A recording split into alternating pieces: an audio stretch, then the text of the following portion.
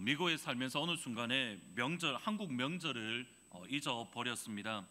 갓 이민 왔을 때에는 설날이나 추석 같은 날이 언제인지 늘 확인을 하고 그날 무언가 하지 않으면 떡국이나 어떠한 행사를 하지 않으면 무언가 많이 허전했는데, 이제는 추석이 언제인지 또는 구정이 언제인지도 모르고 지나가고는 합니다. 새해가 되어서 많은 분들이 카톡으로 새해 축하 인사를, 새해 메시지를 많이 보내어 주셨습니다. 근데 카톡 메시지를 통해서 2019년 올해가 돼지의 해, 그것도 60년 만에 찾아온 황금돼지의 해인 것을 알았습니다. 그 카톡이 이겁니다. 주님만 따라가면 되지. 그래서 돼지의 해라고 이렇게 다들 했는데, 2019년 한 해 동안 여러분에게 주님만 따라가면 돼지의 해가 되기를 주님의 이름으로 축복합니다. 주님만 따라가면 돼지, 이 표현을 보자마자 사실 제 머릿속에 딱 떠올랐던 말씀이 시편 23편 1절, 오늘 찬양대에서 해주었던 여호와는 나의 목자시니, 여호와는 나의 목자시니 주님만 따라가면 되지. 여호와는 나의 목자시니, 주님만 따라가는 삶이라는 것은 여호와께서, 예수님께서 나의 목자가 되어서 나를 인도하시는 대로 따라가는 삶이 여호와는 나의 목자시니의 삶입니다. 그리고 그것이 주님만 따라가면 돼지의 해라고 말할 수 있습니다. 2019년이 저와 여러분에게 있어서 주님만 따라가면 돼지의 해가 된다면 저희들은 마지막 날에 이렇게 고백할 수 있을 겁니다. 같이 한번 읽어보시겠습니다. 내 평생의 선하심과 나를 따르리니 내가 여호와의 집에 영원히 살리로다. 선하심과 인자하심이 반드시 나를 따르리니, 여기서 따르다라는 이 단어는 추격하다, 여기는 follow라고 되어져 있는데 사실은 추격하다, chase라는 의미가 조금 더 강합니다. 도망자나 또는 범죄자를 추적하고 또는 추격할 때에 사용되어지는 단어입니다. 선하심과 인자하심이 반드시 나를 따르리니, 주님만 따라가는 삶은 어떤 삶이냐면 저와 여러분이 하나님의 선하심과 인자하심을 쫓아가는 삶이 아닙니다. 표현을 다시 한번 보셔야 됩니다. 우리가 주님만을, 여호와를 나의 목자로 삼고 따라갈 때에 하나님의 선하심과 인자하심을 우리가 따라가는 삶이 아니라 성경을 보면 거꾸로입니다. 하나님의 선하심과 인자하심이 반드시 나를 따르리니, 내가 선하심과 인자하심이 따르는 것이 아니라 하나님의 선하심과 인자하심이 나를 따라오는 삶입니다. 이것이 바로 주님만 따라가면 돼지의 해 2019년입니다. 다시 한번 축복드립니다. 2019년이 저와 여러분, 그리고 여러분 가정 가운데에 주님만 따라가면 돼지의 해가 되기를 주님의 이름으로 축복합니다. 한번 앞뒤 옆에 계신 분에게 같이 인사하시겠습니다. 주님만 따라가면 돼지, 돼지의 단어를 정확하게 발음하셔야 됩니다. 다시 한 번 더 인사하시겠습니다. 주님만 따라가면 돼지. 뚱뚱하신 저 같은 사이즈의 분들은 상처를 받지 마시고 주님만 따라가면 돼지의 해가 되기를 진심으로 소원합니다. 소원드립니다. 오늘은 사실은 2019년 어느 누구도 홀로 서지 않는 교회라는 부분에 대해서 말씀을 원래는 드렸는데, 오늘은 조금 특별 새벽기도의 주제와 조금 올해는 다르겠기에 신년 특별 새벽기도 주제인 브레이크스루, 믿음의 돌파 또는 신앙의 돌파에 대해서 잠시 말씀을 드리려고 합니다. 어느 순간에 우리에게 깨지 못한 믿음 또는 신앙의 한계점, 우리에게 있는 불가항력적인 일들을 깨뜨리고 이제 이거는 좀 돌파해보고 싶다라는 영적인 욕심이 생겼습니다. 그래서 이번 한 주간 성경에 나와 있는 여러 믿음의 돌파, 신앙의 돌파 또는 브레이크스루를 경험했던 성경의 인물들을 살펴보므로 저희들 역시 우리 교회 가운데에도 그런 믿음의 돌파가 일어나기를 기도하면서 말씀을 준비했습니다. 오늘은 특별히 한나를 통해서 어떻게 믿음의 돌파가 일어났는지 살펴보려고 합니다. 한나는 모든 것을 가졌지만 모든 것을 가지지 못한 여인입니다. 모든 것을 가졌지만 모든 것을 가지지 못했다. 이 역설적인 상황이 5절과 6절에 보면 잘 드러납니다. 먼저 한나에 대해서 이렇게 말합니다. 한나에게는 갑절을 주니 이는 그를 사랑함이라. 한나는 엘가나의 사랑을 충만히 받던 여인입니다. 심지어 그 이후에 하는 고백이 뭐냐면 내가 그대에게 10아들보다 낫지 아니하냐라는 이 고백을 통해서 볼 때에 엘가나는 정말 마음을 다해서 온 마음 뜻을 다해서 그의 부인 한나를 사랑했습니다. 한나는 남편의 사랑을 온전히 받던 모든 것을 가진 여인입니다. 그럼에도 한나는 모든 것을 가졌지만 모든 것을 가지고 있지 않았습니다. 한나에게는 자녀가 없었습니다.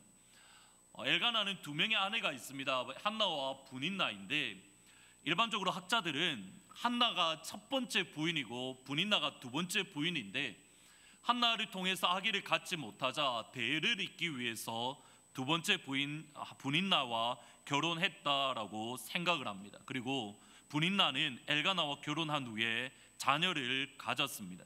근데 문제는 여기서 발생을 합니다. 분인나가 자녀를 가지자마자 한나를 끊임없이 괴롭히기 시작했습니다. 여기 보시면 그의 적수, her rival이라고 표현되어 있는데 그의 적수인 분인나가 그를 심히 격분하게 하여 괴롭게 하였더라고 말씀을 합니다. 근데 여기서 격분하게 하여 괴롭게 하다, 특별히 괴롭게 하다라는 이 표현이 뭐냐면 히브리 말에서 번역하면 이렇습니다. 그의 적수 분인나가 한나가 번개 맞도록 괴롭혔더라. 한나가 번개를 맞도록 분인나가 괴롭혔더라. 분인나가 한나를 괴롭힐 때마다 한나는 내가 번개를 맞았다, 썬더에 맞았다라는 그런 느낌이 들 정도로 극심한 마음의 고통, 영혼의 고통을 겪었습니다. 근데 분인나가 한나를 괴롭히고 격동했던 것이 번개 맞는 영혼의 괴로움이 그냥 하루 이틀 만에 끝난 것이 아닙니다. 7절 말씀에 보시면 매년 해마다라는 표현이 있습니다. 해마다, 매해마다 한나는 번개 맞는 괴로움이 반복이 되었습니다. 그러기에 한나는 이렇게 그 스스로가 마지막에 그의 삶을 고백합니다. 한나가 대답하여 이르되 내 주여 그렇지 아니하나이다. 나는 마음이 슬픈 여인이라 trouble in spirit. 내 영혼이 괴롭습니다. 또는 다른 성경에 보면 oppressed in spirit. 내 영혼이 억압받아 있습니다. 내 영혼이 너무 괴롭습니다. 내가 지금까지 말한 것은 나의 원통함과 격분됨이 많기 때문이라. 한나가 스스로 하는 고백이 이겁니다. 나는 영혼이 슬픈 여인입니다. 내가 격분됨이 너무 많습니다. 내가 원통함이 너무 많이 있습니다. 이것이 한나의 인생입니다. 모든 것을 가진 것처럼 보이지만 모든 것을 가지지 않았던 이 여인 한나가 16절에서 이렇게 표현했던 한나가 바로 2절 후인 18절에 이르러서는 전혀 새롭게 말을 합니다. 같이 한번 읽어 보시겠습니다. 이르되 당신의 여종이 가서 먹고 얼굴에 다시는 근심빛이 없었더라. 새로이 개업했던 한국에는 이렇게 성령공화국이라고 이름할 정도로 많은 이들이 성령을 하는데 특별히 추석이나 또는 구정을 전후해서는 더 많은 성령 수술을 한다라고 합니다. 근데 한국에 어떠한 성령을 전공했던 의사가 이제 개업을 해서 그 건물 앞에 큰 광고 문구를 플랜카드를 붙였는데 이 플랜카드를 본 사람들이 말 그대로 물밀듯이 이 병원을 찾아왔습니다. 그 문구가 이겁니다. 어머니는 나를 낳으시고 원장님은 나를 만드셨네. 이 문구를 보고 많은 사람들이 이 병원을 찾기 시작을 했는데 여자가 싫어하는 여자라는 시리즈가 있습니다.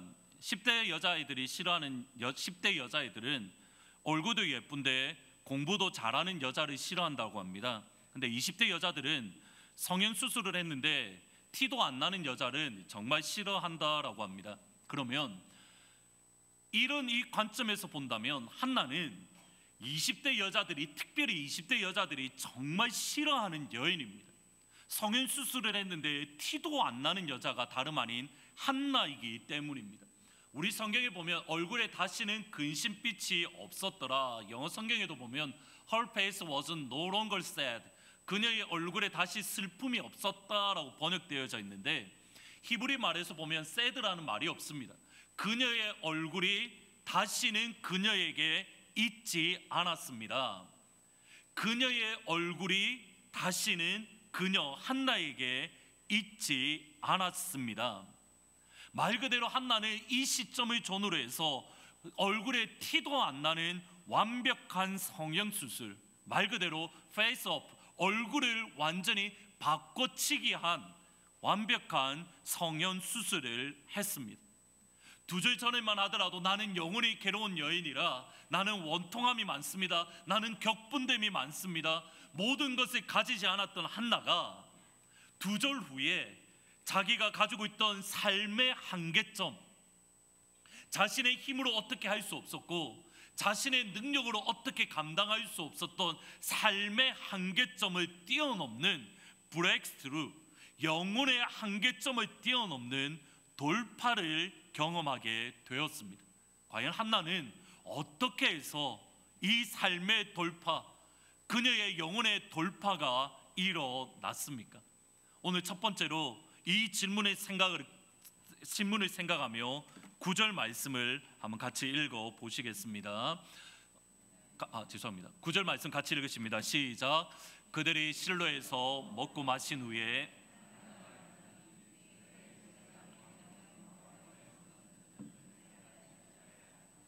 한나가 그녀가 가지고 있던 어려움, 삶의 한계점, 그런 한계점을 뛰어넘는 삶의 돌파, 영혼의 한계점을 뛰어넘는 영혼의 브레이크스루를 경험했던 첫 번째 방법은 뭐냐면 이겁니다. 그 자리에서 일어나니, 한나의 단호한 결단과 단호한 결심입니다.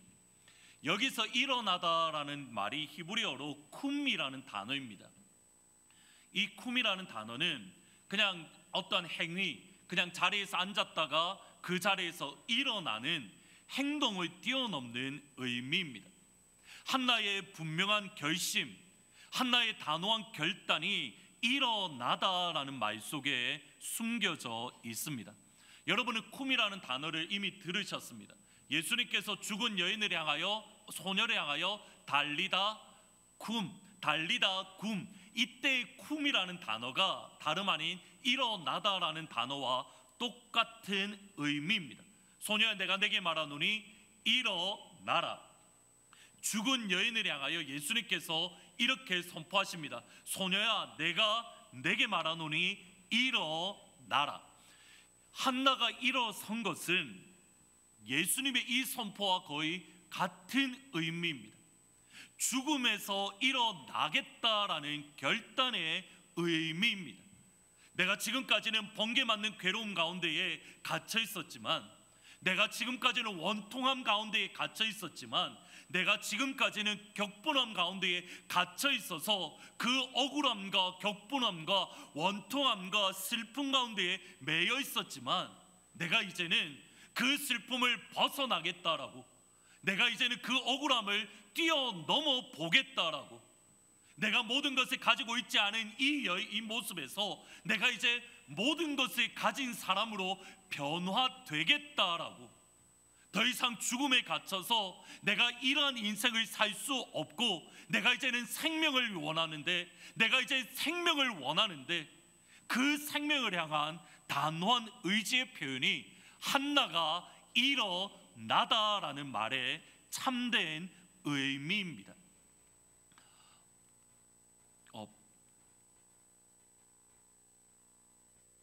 문화가 중요하다라는 책이 있습니다. 이 책의 전체적인 내용은 문화라는 것이 정치, 경제 발전에 있어서 중요한 역할을 한다라는 내용인데, 저희들이 잘 아는 세뮤얼 헌팅턴이라는 사람이 편집한 책인데, 그가 서문에 보면 이러한 내용을 적어 놓았습니다.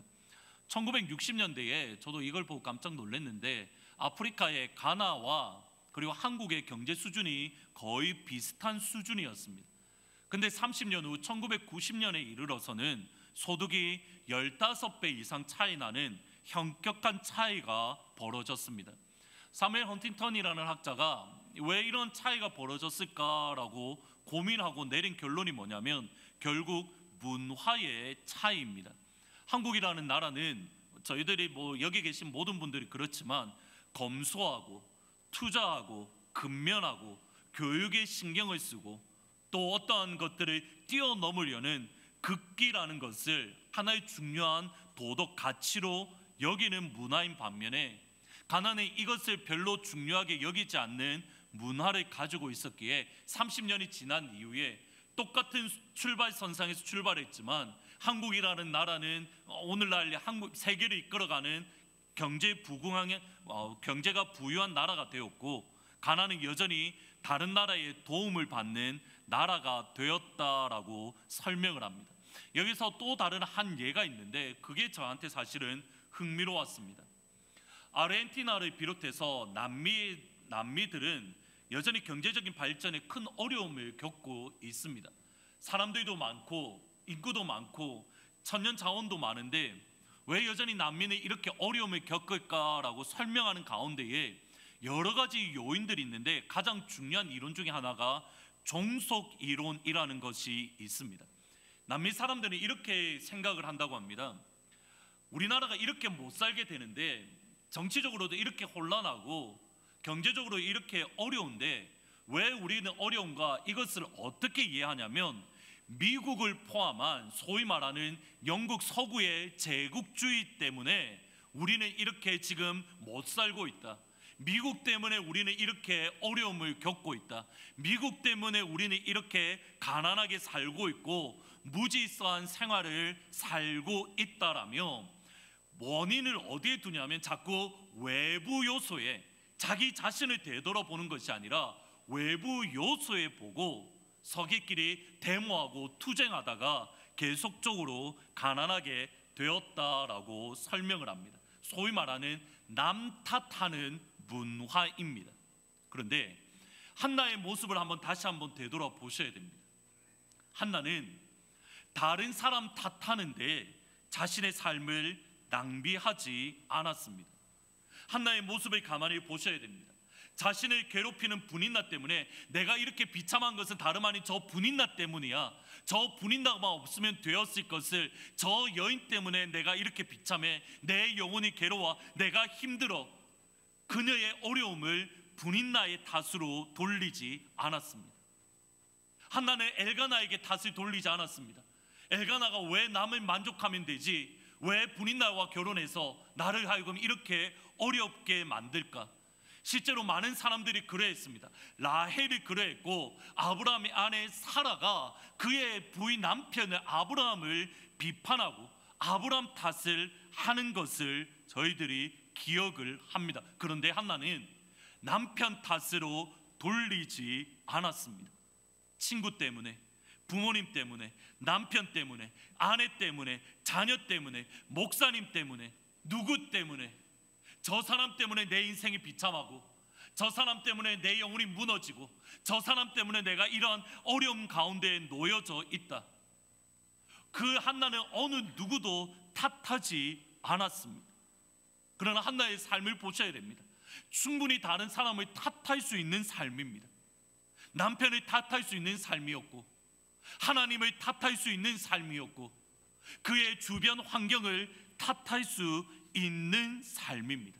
그럼에도 다른 사람을 탓하는 것이 아니라 다른 사람 향하여 블레임하는 것이 아니라 하나님 앞에 한 걸음 더 믿음으로 나아가 하나님 앞에 나아가 기도하고 하나님 앞에 나아가 그녀의 환경을 뛰어넘으려고 몸부림을 쳤습니다. 이것이 다름 아닌 믿음이고 이것이 다름 아닌 지혜입니다. 한번 성경 말씀을 한번 같이 보시면 좋을 것 같습니다. 5절과 6절 말씀입니다. 한번 이 말씀을 한번 가만히 읽어 보셔야 됩니다. 같이 한번 읽어 보시겠습니다. 한나에게는 갑절을 주니 이는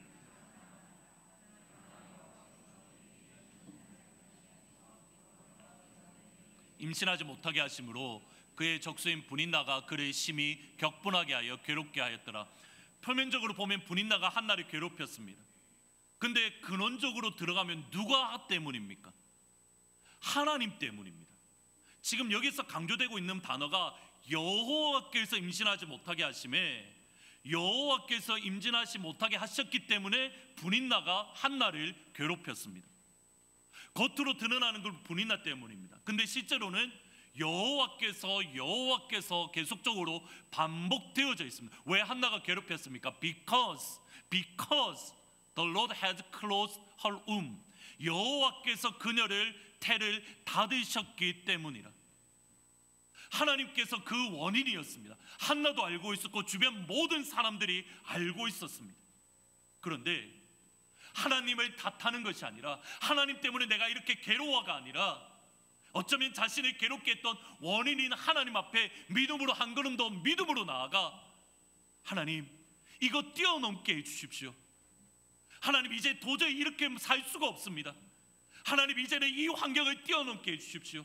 나의 영혼의 원통의 격분함을 아시는 주님, 내 영혼의 아픔을 아시는 주님, 내 상황을 아시는 주님, 나를 한 번만 긍휼히 여기시고, 나를 한 번만 불쌍히 여기시고, 하나님 나에게 은혜를 베풀어 주십시오라고 그 자리에서 일어나서 하나님을 향하여 믿음으로 나아갔습니다. 그 자리에서 일어났습니다. 그러기에 한나는 슬픔의 여인에서 다시는 그 얼굴에 근심빛이 없었더라는 여인으로 완전히 변화될 수 있었습니다. 이것이 저희들이 내일부터 특별 새벽 기도를 가지는 근본적인 이유입니다. 우리의 일상의 삶 가운데, 예배 가운데도 하나님께서 응답을 주시고 하나님께서 저와 여러분의 영혼을 회복시켜 주십니다. 그런데 어느 한 시점에는, 우리 삶에 있어서, 우리 신앙에 있어서 어느 한 시점에는 그냥 일상의 예배를 뛰어넘는 중요한 결단이 필요합니다. 하나님 내가 도저히 이렇게 살 수 없습니다라고 우리가 하나님 앞에 나아가 우리에게 일어나는 것을 요구하실 때가 있습니다. 마치 야곱이 하나님과 씨름했던 시점입니다. 그가 이르되 날이 새려하니 나로 가게 하라. 야곱이 이르되 당신이 내게 축복하지 아니하면 내가 당신을 가게 하지 아니하겠나이다. 환도뼈가 부러진 그 상황 가운데서도 그 사람을 붙들고 씨름하며 당신이 내게 축복하지 아니하면 내가 이 손을 놓지 않겠습니다. 당신이 내게 응답을 주지 아니하면 내가 이 손을 놓을 수 없습니다라고 저와 여러분에게 결단을 요구할 시간이 있습니다. 죽느냐 사느냐의 위기입니다. 절체절명의 위기입니다. 이 시간에조차도 아무런 일들이 없이 그저 어저께처럼 이렇게 살아왔으니, 지금까지 이렇게 살아왔으니 내일도 이렇게 살 것이다, 아무런 변화가 없습니다. 우리 신앙의 한계점을 깨뜨리기 위해서는 어떠한 중요한 결단을 해야 되고, 하나님과의 사생 결단을 해야 될 그 시점이 우리 삶 가운데에 반드시 한 번은 찾아오는 겁니다. 야곱은 단순히 씨름을 한 게 아닙니다. 호세아의 말씀에 보면 이렇게 말합니다. 천사와 겨루어 이기고, 그 다음 표현을 보셔야 됩니다. 그가 울고 그에게 간구하였으며, 그냥 육체적으로 씨름했다는 게 아닙니다. 하나님과 기도하며 씨름했다는 겁니다. 하나님과 기도하며 사생 결단을 냈다는 겁니다. 하나님과 싸우다 누가 보더라도 어리석습니다. 그런데 하나님께서 여러분에게 하나님과 싸워 이길 것을 요구할 시간이 바로 지금입니다. 지금 이 순간 여러분이 일어나서 하나님과 사생 결단을 할, 하나님 내가 이제 뛰어넘게 해주십시오. 하나님 나의 아픔을 아시는 주님, 내가 이제 이 돌파를 가지게 해주십시오. 내가 지금까지 신앙생활을 몸이 건조하게 왔는데 하나님 이제는 정말 제대로 예수 믿게 해주십시오. 하나님 우리 가정 가운데 이런 기도 제목이 있는데, 하나님 이주학 집사님이 지금 일어나야 되는데 하나님 앞에 사생 결단하고 기도해야 될 시간이 분명히 우리에게 다가오게 되어집니다. 그때에 일어서느냐 아니면 그대로 앉아 있느냐, 그 차이에 따라서 우리의 인생 가운데에 돌파를 경험하느냐, 아니면 지금까지 살아왔던 대로 여전히 살아가느냐, 그 갈림길에 놓여지게 됩니다. 내일부터 특별 새벽 기도회가 시작됩니다. 여러분이 집에 돌아가셔서 여러분의 삶 가운데에 분명히 경험해야 될 브레이크스루가 뭔지 한번 적어 보십시오. 그 적은 것을 가지고 이번 한 주간 하나님 앞에 믿음으로 나오십시오.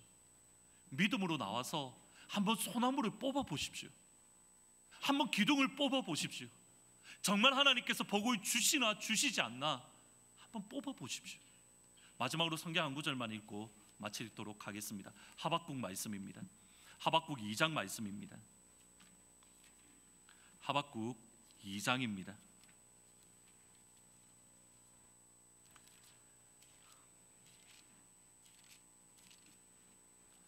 하박국 2장 1절입니다. 구약성경 1303페이지에 있습니다.